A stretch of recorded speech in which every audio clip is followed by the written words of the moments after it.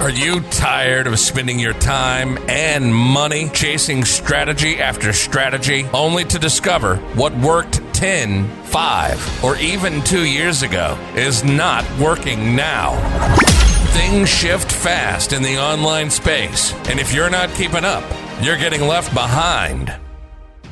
It's time for something different. Welcome to the Marketing, Media, and Money Podcast, where every single episode will be jam-packed with proven, profitable strategies, behind-the-scenes secrets, and what's working now resources from industry experts and global influencers to help you scale your business, shorten your learning curve, and stand out in a crowded, noisy marketplace. And now, your host, award-winning marketing and media strategist, and international speaker, Patty Farmer.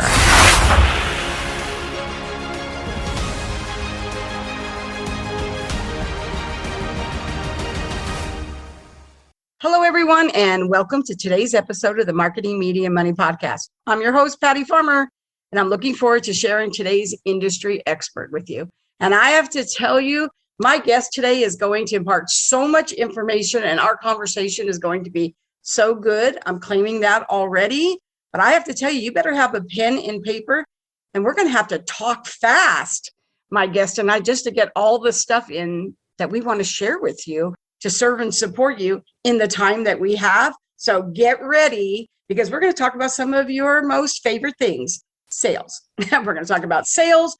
We're going to talk about how to have a better sales conversation. We're going to talk about how to move your wealth set point. Let that sink in for a second. How to move your wealth set point. And part of that is just 5 steps to a new story. And we're going to talk about that. So as you can see, we're going to talk about a lot of great stuff today. A lot of ways to move your business forward, and it's going to be a great conversation. So get ready. So let me tell you a little bit about our guest. So Sheri Kaye Hoff is a transformational business coach and author known for inspiring intuition, vision, and massive action, and being a force for personal and business growth, joy, and profits in a way that is fun, relaxing, and fulfilling. She uses both spiritual and practical techniques to create lasting transformational change. Sheri's a business, leadership, happiness, and inner game expert, and she has made it her life mission to share the keys to happiness and success. And I absolutely love that, because everything for me is about joy. I don't do anything that doesn't bring me joy if I can control that. So she had me at joy. So Sheri, thank you so much for being here with me today. Thank you for having me. I'm so excited. There's so much to talk about. I know. And I want to dive right in because, really, honestly, I love the way that you're doing personal and business growth, right? We're talking about joy and we're talking about profits, right? So, when you think about it, those are like 4 major pillars in someone's life, right? Where there should be growth, right? We want money to grow. We want our joy to grow, and our personal and business growth needs to grow too. So I just love that we're talking about 4 major pillars. We're going to do it all in less than an hour, probably 45 minutes, but it's going to be probably the most profitable hour you're ever going to get without pulling out your checkbook. So, I love it. So let's just dive in. So let's just start with the sales conversations, right? Okay. So you're saying that there's 5 keys to better sales conversations, right? So we all know that, who loves to have a sales conversation? Actually, I do. To be totally honest, I love having a sales conversation. But I think the biggest thing I had to get over was that it was a sales conversation, right? To me, it's just a conversation. And I think as a speaker, I really believe that when you're talking to somebody and you're sharing value with them, you're kind of doing them a disservice if they really love the value and then you don't give them a way to move forward. It's kind of being selfish in a way, right? It's all about whether you are thinking about them or you're thinking about you. So as long as your heart's in the right place, a sales conversation is just a conversation. So let's talk about that. So can you kind of go over what some of those keys are, those 5 keys to better sales conversations? Yeah. So, the reason why I focus on this is that I was the worst salesperson ever, because I would get all the way through my conversation and not even ask for the sale. This is like 14 years ago. And I had this horrible fear of rejection. And so if I can become a master at this kind of conversation, anybody can. And you're right. It really happens when you shift your perspective on it. And now I look at every single conversation that I have with people as a way to connect with them. And I'm not thinking about the money ever or whether there's a yes or no at the end. I'm thinking about whether I can meet their needs, whether we have a connection. I want them to have a shift during the conversation that we're having, whether they decide to work with me or not. So I go into every single conversation completely pumped up. So that's one of the biggest things. And, when you talk about shifting your thinking, it's really about maintaining the same level of energy throughout the entire conversation. Because what happens is when you're getting to know the person and you're getting excited, then you get to the middle and you're maybe solving some problems. And then when you start talking about what you can do for them, a lot of people, their energy drops, their throat gets tight, they get really tense. Or even if they're not really tense, there's just a shift where it's like deflating the balloon. You want to be able to say what you can do for them and your price with the same amount of energy as you said hello to them when you first got on the phone or on Zoom or however you connected with them. So shift how you think about the conversation. And do you want me to go into the other ones or do you want to talk about that a little bit? Okay, just go right in. Okay. So the next one is to be transparent.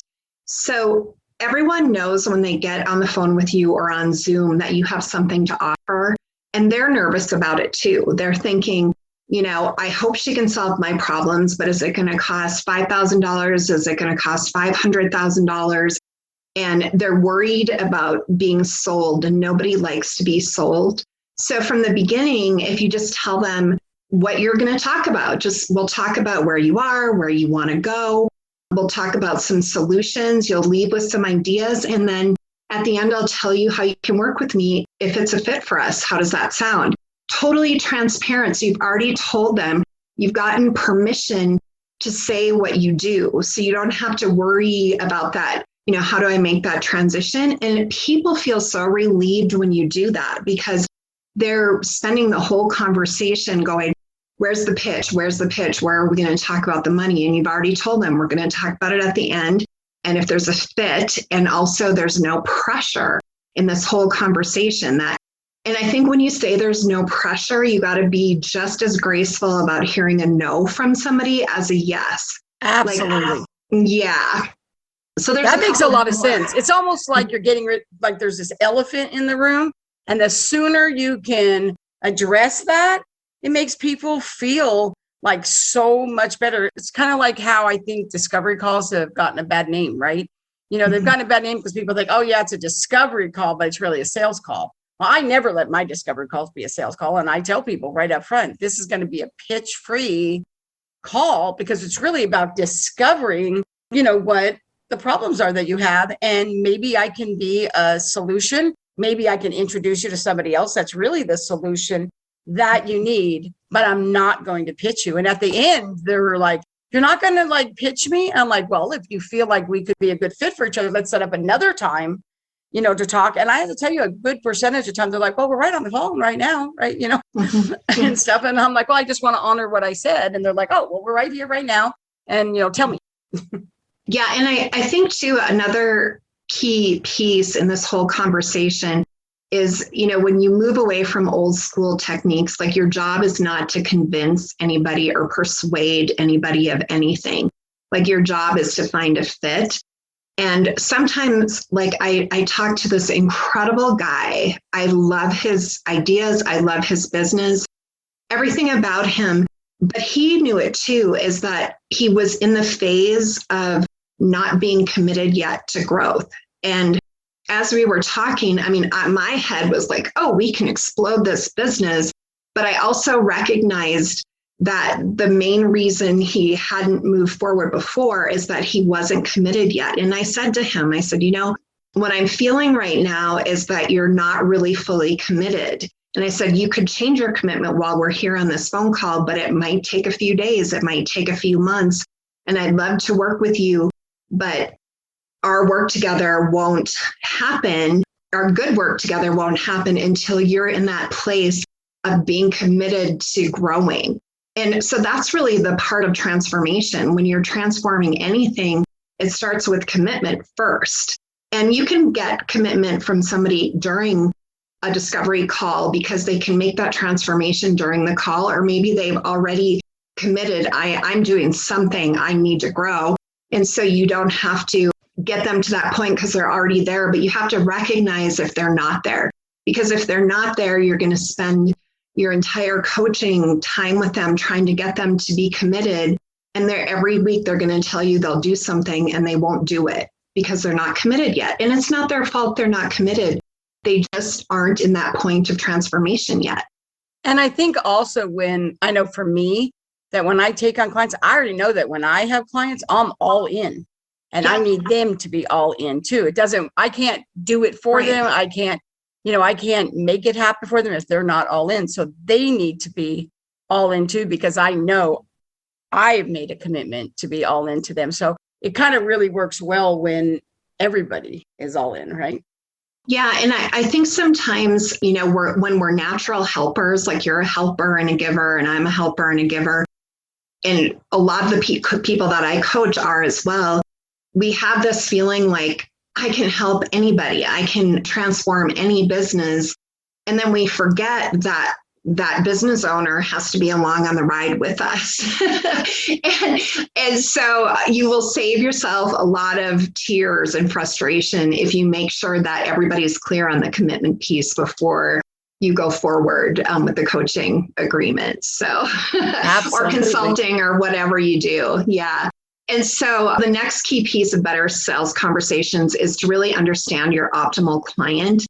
And I'm just a master at that because, I went from having 14 years ago, 20 conversations to book one client to booking probably over 90% of the people that I talk to now. Not because I'm so fantastic at sales, but it's because I'm really good at understanding who my people are. And the entire process before they even get on the phone with me is geared towards attracting that person. So from the form that they fill out, from the copy on my website, from the webinar that I do is designed to speak to that optimal client. So I'm talking about behavior characteristics and personality characteristics, not just, is this a woman between the ages of 40 and 60? And, I'm not talking about that kind of stuff. Well, we're not talking about psychographics. People think, target market. I love this, right? Target market, right. These are the psychographics or this, and this. Well, we live in a world where we can gather so much data now, right? So there's data, but still it's behaviors that really make the key. So I totally get you. When I used to get on calls, I think at one time my close ratio was like 17%. And I hired somebody like 18 years ago to walk me through that to learn. And like you, I'm a master at that now. But I think the biggest reason why I'm a master at it is I don't get on the phone to have a conversation with somebody. I've already gone through that whole process of making sure that they are my ideal, optimal, as you're calling it, person before we ever get on the call. Because now when you get on the call, yes, they can say yes, and yes, they can say no, but you are showing up to that call fully committed and fully prepared to really be able to serve and support them. I agree. And so that optimal, like a lot of people think the optimal client profile, it's your whatever you put up in marketing. Well, first, it's a notebook with everything in it that you want your optimal client to be. And you can put things in, like I'll put in things, my optimal client keeps their appointments. My optimal client sends me referrals. My optimal client does their homework. My optimal clients are loyal, full of integrity, funny, you can put in all those characteristics. And then what happens is you're creating this personality. So then when you do your marketing, you're actually speaking to that person. And so I look at my optimal client profile as a living document. And sometimes I'll have a new client ask me for mine.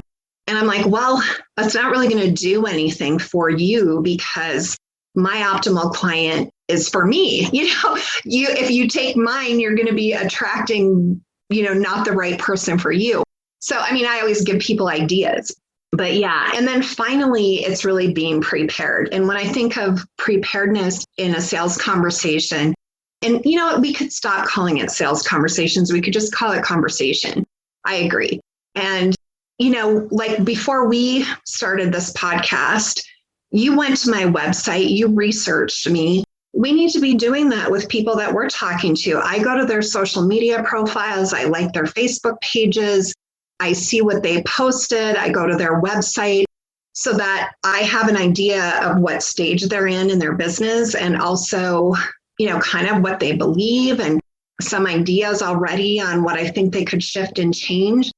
And I think if you're not willing to do that, why even spend the time of getting on the phone? And so few people do it. Most people express surprise when, you know, they'll say, oh gosh, I saw you liked my Instagram page. Well, of course I did. You know, you put it in your application form. I went to it, I looked at it, and I liked it. So be prepared.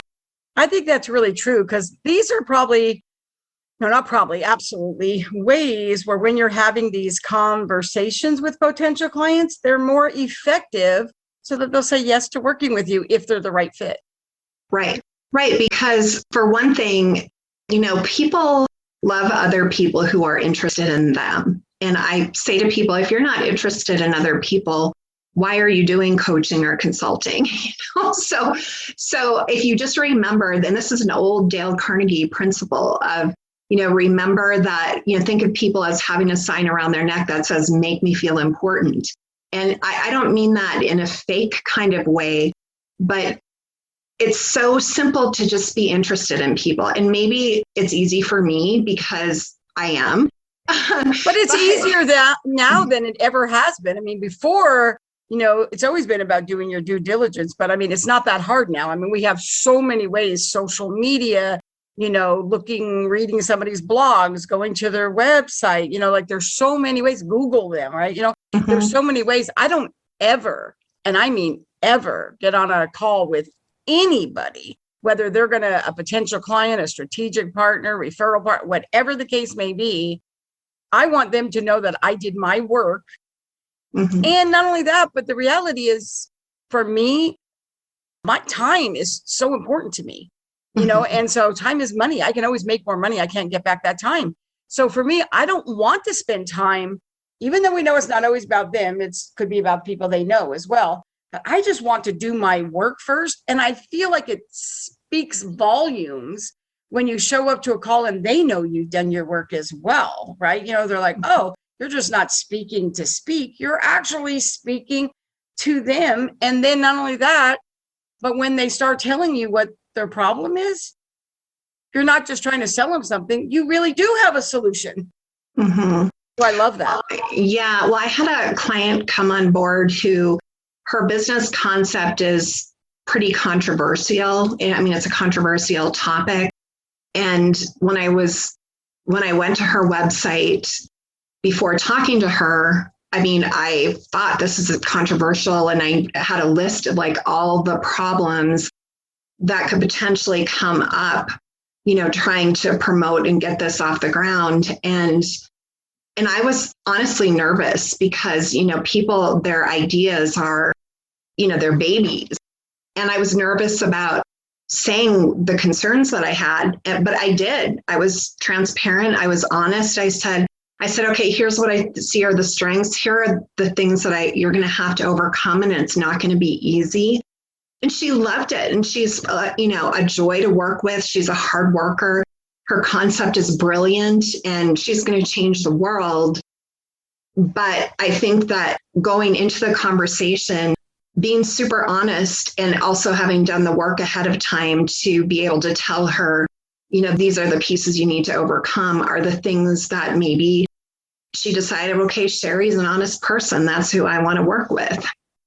I think that makes sense too. And not only that, but I think people want to hear those things before they decide to write the check, rather than you say all these great things to them and then they write the check and now you're like, oh, and here's this and here's that. Like, you know, you had integrity and you told her those things. So she had the opportunity to be able to say, I don't want to do that work. I don't agree with you. Like you know, whatever, which is the difference in, like, I feel like when you look at your calendar, like, this is my version of joy. When I look at my calendar and I see who my clients are for the day, like what I'm doing, like, I am so happy. Like I'm so joyful that, oh my gosh, I can't wait to talk to them. And I can't wait to see what they've done. And, oh, I'm so excited. I can't wait to tell them that I saw that we did this and that I supported them in this way or that way. I don't want to get up and be like, oh, you know what I mean? That I don't care how much money they are willing to pay me. Like I'm not willing to do that in my life. But when you're thinking about that optimal client, as we're talking about, once you define it, like you said, and you're really clear with not just psychographics and having data and knowing those behaviors, and you do the work, not only do you then know, but I also believe, for me anyway, I can only speak for myself, that when I do that, and of course I do, it's almost like you manifest them to show up, right? I feel it's kind of like when you buy a certain kind of car that you never saw on the road, and all of a sudden every day you see like 100 of them, it seems like, right? Mm-hmm. Because it's there now, it's in your brain, right? And I feel like every single time when I'm going to launch something or do something, and I get really clear about who those people are, they just like start showing up. Yeah, I like to call that being a deliberate creator. So agree totally that we're manifesting it, we're magnetizing it to ourselves because of the clarity. So I love it. Oh my gosh, we could just, we have so much fun together. I know. So the thing that I saw, because I was, I knew that we were going to be on the podcast, and for those that are in the audience, several weeks ago, Sheri and I were on this phone conversation when we got introduced to somebody that we both had a really good relationship with. Like we could have been on the phone for like hours. I felt like she was like the sister from another mother. And I was like, oh my gosh, like you just have to come on my podcast. And I love that, as you can see, the people who know what I do, we kind of overlap a little, but we're both have such an abundant mentality that we don't serve in exactly the same way, right? And so I feel like that is really important. And when I went to your website and I saw this recent blog that you posted about move your wealth set point, 5 steps to a new story, I was like, what? And so I had never heard anybody exactly say that phrase, wealth set point. And I like it. I was like, ooh, I like that. That's a great, because you hear people talk about, the glass ceiling and the this and the that and all that kind of stuff, but wealth set point. So I really love it. So before we can kind of start talking about steps in that, why don't you kind of define that to you? It was your blog, right? It was your blog. So tell us a little bit about what do you mean by wealth set point and moving your wealth set point. Let's talk about that because I love that concept. Yeah. So when you think about a wealth set point, it's the same as like a weight set point, or you talk about the glass ceiling. But a wealth set point is that we naturally have a certain dollar amount that we tend to revolve around. So like we think in the US especially that we have this upward diagonal trajectory where we just make more and more money. And that's kind of what we're taught. And we think that's the way it's supposed to be. But what actually happens is people have kind of a default set point. It might be a rule that they created that they can't make more money than their parents, or they just, all their friends make around the same amount of money. So what will happen is, let's say someone has a job where they make like $85,000 a year. And then they decide, okay, I'm going to start a business. They start their business, it really gets going, and they make $95,000 in their business. They will often do something to default back to $85,000 because their mental capacity, their belief system is all around that dollar amount. So, and you can see for people just kind of mentally go through, if you own a business, have your sales been kind of flat, or maybe just around the same number for a long time. Or if you've been in a career, how long have you been flat in that career? And I'm not talking about the 1%, 2%, 3% increases that you get at work. But so what happens is you will continually come back to that point if you don't do something to change it. And so what you really have to do is change the story that you're telling about your life. And it's really about shifting beliefs. So do you want me to go into some of those steps? Or I think my audience right now is like, I hope Patty's going to ask her to tell us those steps. So the first thing is that, a lot of times we're really good at beating ourselves up. So it's recognizing that you created the beliefs and the story that are currently having you manifest what you're manifesting right now. So don't be in the blame or shame game or like, how could I be so stupid? Or how could I not be aware of this? None of that. Just practice acceptance. And you can just say, okay, I created this. And because I created this, I can create something else. And so the second point is to decide how you would like to be and feel in your new story. So a lot of people have never thought about this. They've maybe thought, I want to make more money. They haven't been deliberate saying, well, gee, I've been stuck at this one point. I'd like to double it, but what would it feel like to double it? So you get into the emotions, the feels, the actually, putting yourself there to experience what it's like to be making more money like that. And you have to use your imagination, because if you've never made money like that, you don't know what it feels like. So maybe you talk to some people who have, or one thing that I love is all of us have had some wildly successful moment in our life, whether it was, winning a sports game or walking across the stage when you graduated from college, or, just any kind of thing like that. So if you're trying to think, what would it feel like to double my income? You can kind of tap into that feeling, because that feeling, I remember one time I got a $4,000 check from a job. It was a bonus check from a job that I had done. And they gave it to me like a big race car check. It was on like a foam board. And it was one of the greatest moments of my life to be presented that giant check like they do at NASCAR and things like that. And so when I'm trying to manifest something big, I kind of channel that feeling that I had when I was handed that huge check. Now, $4,000 isn't that much now, but it was really a ton of money to me then. So find a way to tap into that feeling and then create a new and better feeling story. So that makes you passionate and excited. And this would be where you actually script it out. Like you write out, gosh, it feels so good to wake up in the morning and check my bank account and see, 6 figures in my checking account and, everything paid on time, whatever it is for you. Some people, it might be, I love walking, opening the door to my porch and looking out over the ocean and, spending my morning writing poetry and watching the birds fly, so whatever it is for you, really script out a story that just totally speaks to your soul. And then what that does is it creates the energy of it. So what you want to do is start noticing that shift in the energy and drink it in and do what you can to appreciate it more and savor it and transform your day with the energy. And then you also need to take some action. So when you have this new story, you want to say, okay, I'm feeling this energetic shift. What are 1 or 2 things that I could do right now to step into this higher wealth set point? And so sometimes it's things like, if you always buy stuff on sale, buy something regular price, or if you are always buying the lowest quality item because you're trying to save money. I mean, I have a bunch of kids. I know what it feels like to be, when my kids were little and clothing them and everything. But get something designer. Like one of the most fun things I did was buy myself a pair of Christian Louboutin shoes.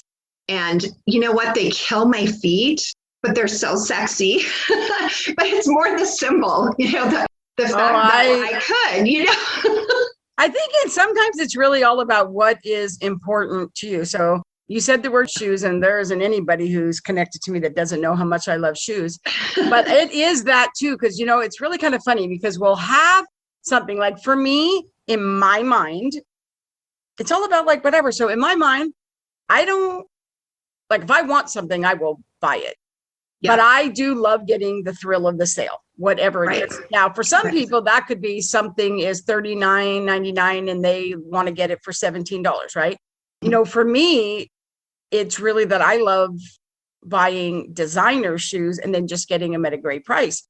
So I had a number that this is the most amount of money that I will pay for a pair of shoes.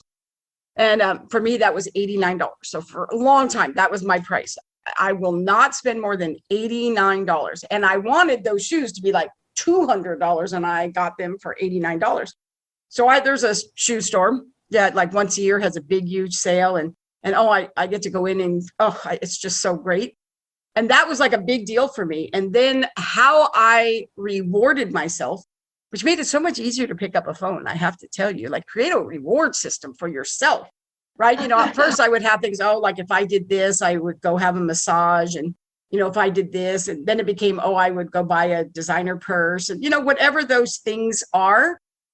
But when you said that about picking the big thing, I think the biggest thing for me in my business was I had this dream in my mind that it was super important to me to spend quality time with my family. I have 6 daughters and my kids are gone now. Well, they're not gone, but they're not here at home anymore. And I love spending the weekend with my husband. But I also realized I always had all these things to do. I had to get my hair and nails and go have lunch with my friends, whatever.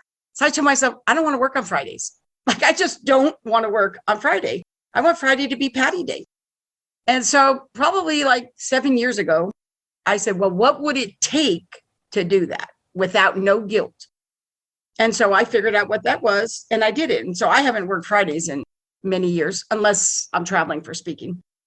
But then about 2 years ago, I all of a sudden realized that after my weekend, on Mondays, I would start thinking, like Sunday afternoon, I'd start thinking about what I was going to do on Monday. And I was like, I don't like ending my weekend like that too. And I decided I don't want to work on Monday either. Now, it's not that I didn't want to work on Monday.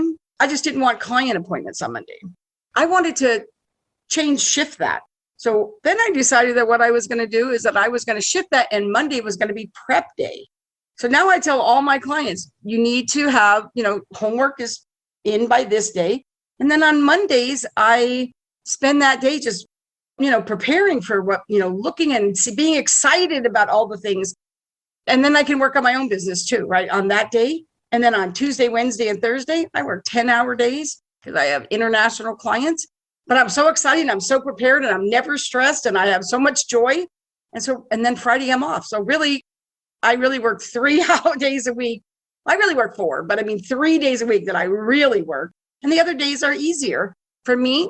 And ever since I did that, it brings me so much joy. I just love it. But that was like, I didn't get there in one day. I didn't just say, I think I'm going to do this.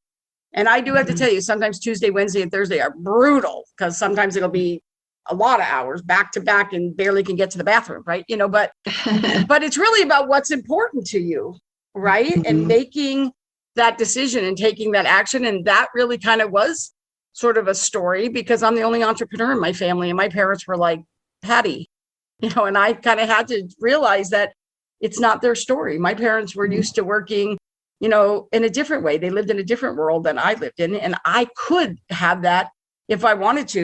And at first, my husband didn't even get it because he has a job, a good job, So I understand what you're saying, and it is taking the action. You know what I call that? I call that resetting your money DNA. That's what I call that. I got to reset your money DNA, because all those things are partly because of how you were raised and stuff, whatever. But once you do, it is freedom. When you can free yourself from those chains and realize that, a lot of times when people say, I got in business so I can have my own business and decide what I was going to do and do whatever I want. So that sounds really, really great. But you can go broke that way too if you just wake up one day and just say, I don't feel like working until you do that all the time, right? That's not going to help you either, right? So you got to have the freedom to make yourself work too, even when you don't want to. But there is such freedom in knowing that you can set your schedule the way you want once you've done the work and you take action. Yeah, I think of it as freedom of schedule. Like, if people say, I want to start a business so I can have more time, it's like saying, I'm going to have a baby so I can have more time. Right. So you don't get more time, but you get the freedom piece. So like you said, you can sandwich. I do that mostly too, like between Tuesday through Thursday. So I can take 4-day weekends, and I take 6 to 7 vacations at least per year. And and so for me, I think it's all, it's not like work and play, it's all play. But, I think you need to kind of choose what your play is. So sometimes my play is talking to cool clients all day on the phone.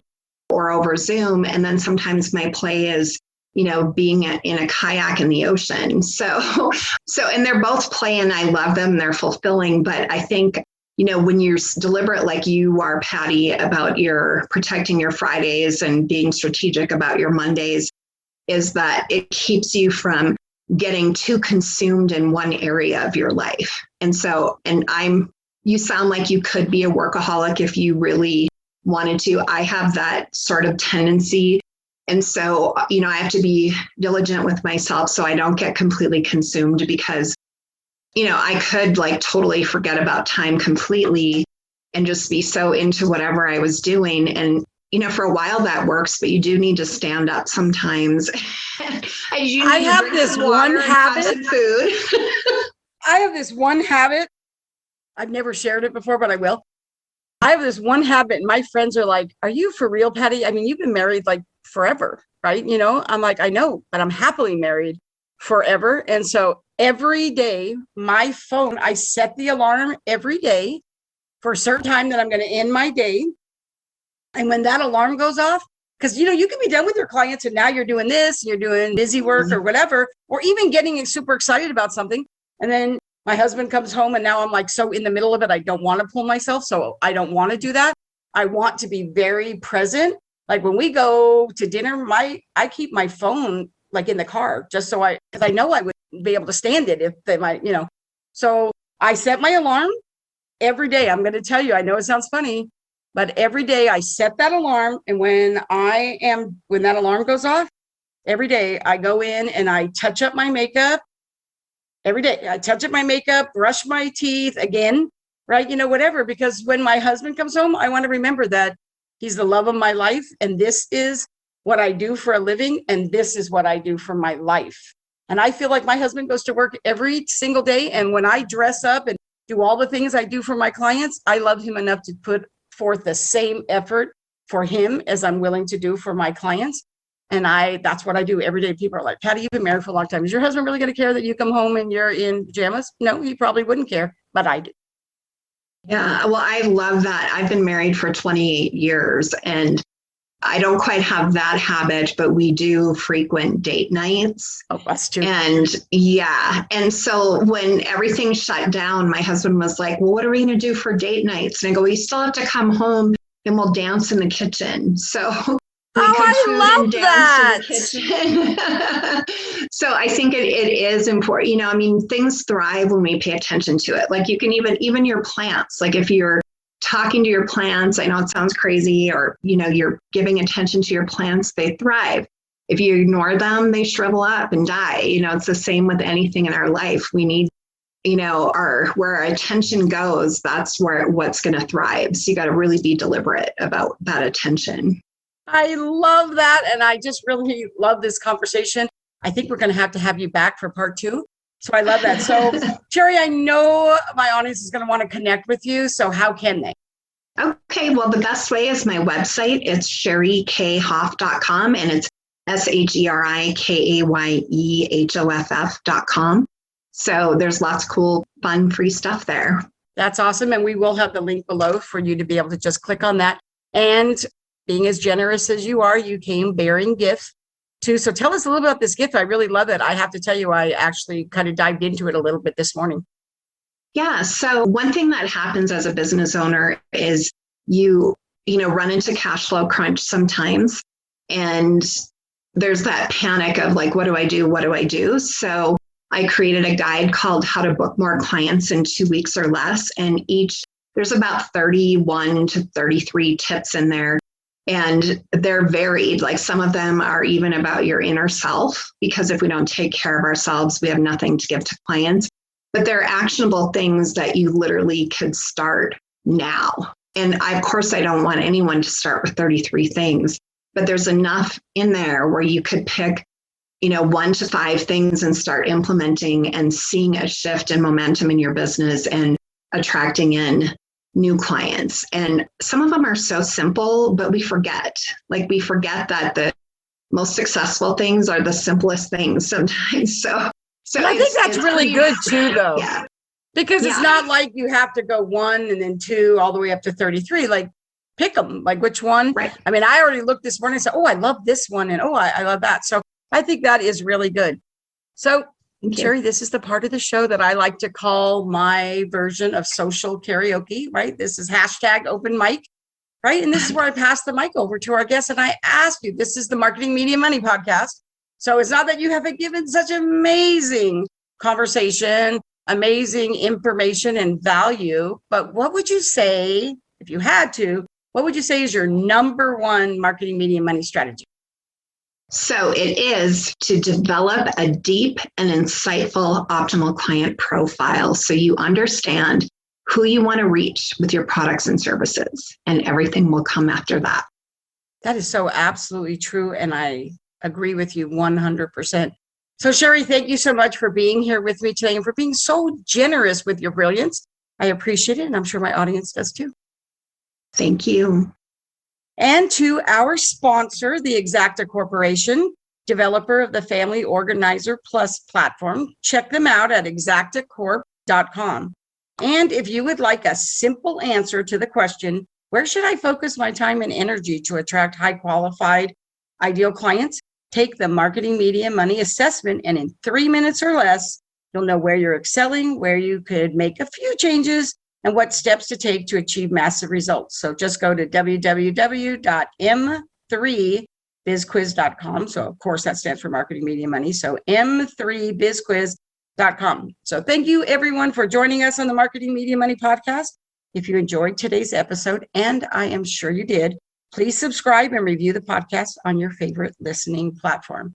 So until next week, have a phenomenal week. And remember that if your week has not been phenomenal, you have the power to change it. Thank you for joining us today on the Marketing, Media, and Money podcast. To shorten your learning curve even more, make sure to grab your free copy of the Marketing, Media, and Money magazine at www.marketingmediamoney.com. I promise your business will thank you.